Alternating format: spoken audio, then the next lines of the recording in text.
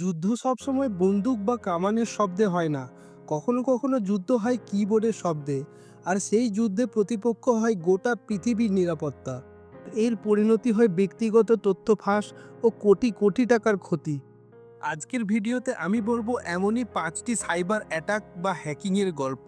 Mafia বয় নামে পরিচিত Michael ক্যালসি এক 15 বছর বয়সী ক্যানাডিয়ান স্কুল বয়, যে কিনা 2000 সালে ইয়াহু, অ্যামাজন, ডেল, সিএনএন এর মতো আমেরিকার বড় বড় ওয়েবসাইটগুলিতে ডিডস বা ডিনায়াল অফ সার্ভিস অ্যাটাক করে। ডিডস এমন অ্যাটাক যেখানে একাধিক কম্পিউটার একসাথে ব্যবহার করে একটি ওয়েবসাইট বা সার্ভারকে অতিরিক্ত রিকোয়েস্ট পাঠিয়ে সাইট বা সার্ভারকে ডাউন করে দেওয়া। এই অ্যাটাকের ফলে ওই বড় বড় ওয়েবসাইটগুলি ঘন্টার পর ঘন্টা বন্ধ ছিল এবং কোটি কোটি টাকা লস হয়েছিল। শেষে পুলিশ তাকে ধরে ফেলে, তাকে 8 মাস ইউথ ডিটেনশন সেন্টারে রাখা হয় এবং তার ইন্টারনেট ব্যবহারে কড়া বিধিনিষেধ আরোপ করা হয়।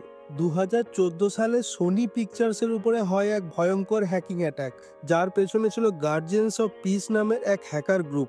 আর এই অ্যাটাকের কারণ হিসাবে জানা যায় সোনি পিকচার্সের আপকামিং সিনেমা দ্য ইন্টারভিউকে নিয়ে, যেটাই নর্থ কোরিয়ার সুপ্রিম লিডারকে নিয়ে হাস্যকর দৃশ্য ছিল। অনেকে বলে নর্থ কোরিয়াই এই হ্যাকের পিছনে ছিল। এই ঘটনার পর সোনি পিকচার্স কোটি কোটি টাকার ক্ষতির মুখে পড়ে, সিনেমার রিলিজও পিছিয়ে যায়। যদিও সরাসরি কেউ ধরা পড়েনি, কিন্তু আমেরিকা সরকার নর্থ কোরিয়াকেই দায়ী করেছিল। মাত্র 15 বছরের ছেলে জোনাথন জেমস 1999 সালে সে নিজের ঘরে বসেই নাসার সিস্টেম হ্যাক করে ফেলে। সে একটা ম্যালওয়্যার ব্যবহার করে নাসার নেটওয়ার্কে ঢুকে যায় আর ডাউনলোড করে ফেলে স্পেস স্টেশনের এনভায়রনমেন্ট কন্ট্রোল সিস্টেমের সফটওয়্যার। এতে নাসাকে পুরো সিস্টেম 21 দিন বন্ধ করে রাখতে হয়েছিল, আর এতে $41,000 ক্ষতি হয়। জানা যায় ছেলেটি এই কাণ্ড করেছিল শুধুমাত্র তার কৌতূহলের জন্য। পরে এফবিআই তাকে ধরে ফেলে আর শাস্তি হিসাবে 6 মাস গৃহবন্দী আর নজরদারির মধ্যে রাখা হয়, কারণ তার বয়স 18 বছরের কম ছিল।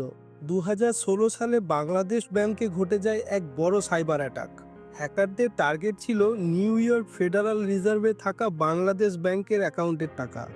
ঘটনার সূত্রপাত হয়েছিল যখন ব্যাংকের একজন এমপ্লয়ির কাছে জব অ্যাপ্লিকেশনের একটা সিভির ইমেল আসে এবং এমপ্লয়িটি ওই ইমেল খুলে ফেলেন। ওই ইমেলে ছিল একটা ম্যালওয়্যার ফাইল, যেটা খুলতেই হ্যাকাররা ব্যাংকের সিস্টেমে ঢুকে পড়ে।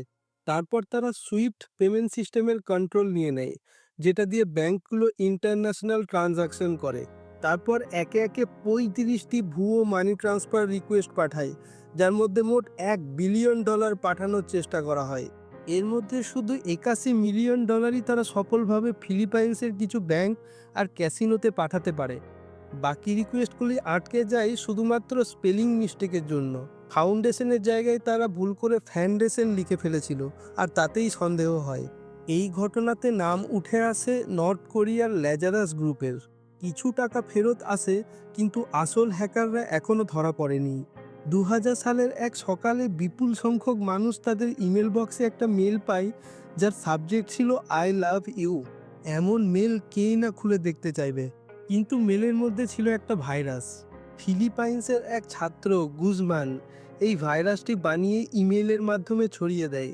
কেউ যদি ওই মেইলের অ্যাটাচমেন্ট খুলতো, তাহলে তাদের কম্পিউটারে ভাইরাস ঢুকে পড়তো এবং কম্পিউটারের সব ফাইল করাপ্ট হয়ে যেত। আর নিজের থেকেই সেই ভাইরাস থাকা মেইল ওই কম্পিউটারের মেল বক্সের অন্যান্য মেল আইডিতেও পৌঁছে যেত।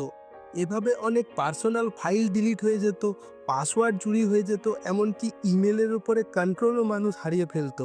এই অ্যাটাকের জন্য অনেক কোম্পানি বাধ্য হয়েছিল তাদের মেলিং সিস্টেম বন্ধ করে রাখতে। এই ভাইরাসে $10 বিলিয়ন ক্ষতি হয়েছিল পুরো বিশ্ব জুড়ে। কিন্তু আশ্চর্যের ব্যাপার ছিল এটাই যে হ্যাকারকে ধরা হলেও তার বিরুদ্ধে কোনো শাস্তি হয়নি, কারণ ফিলিপাইন্সে তখন সাইবার ক্রাইম সম্পর্কিত স্পষ্ট কোনো আইন ছিল না।